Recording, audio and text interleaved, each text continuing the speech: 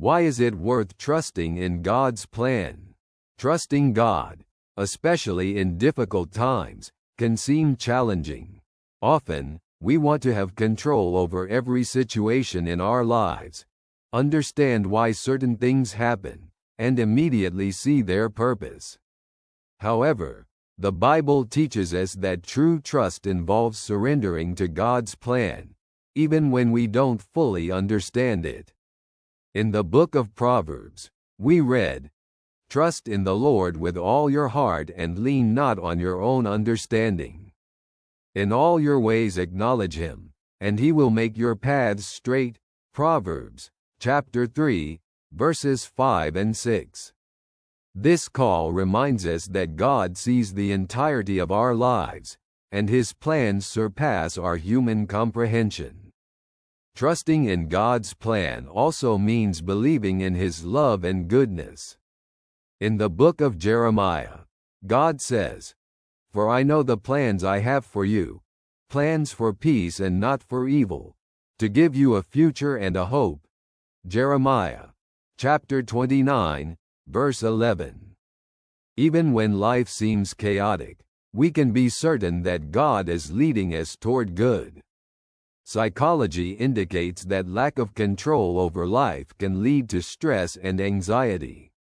However, accepting that not everything is in our hands can bring relief and inner peace. Studies show that people with strong faith and trust in God cope better with difficulties and rebound faster after crises. So, how can we practically trust in God's plan? First, it's worth remembering God's faithfulness in the past. The psalmist writes, "I will remember the deeds of the Lord. Yes, I will remember your miracles." Psalms, chapter 77, verse 12. Recalling times when God led and helped us strengthens our trust. Second, prayer for strength and understanding of God's plan is key. In Gethsemane, Jesus prayed, "Father, if you are willing, take this cup from me, yet not my will, but yours be done." Luke, chapter 22, verse 42. His example teaches us that even in moments of great suffering, we can surrender to the Father's hands. Third, it's worth trusting the process, even when the path seems difficult.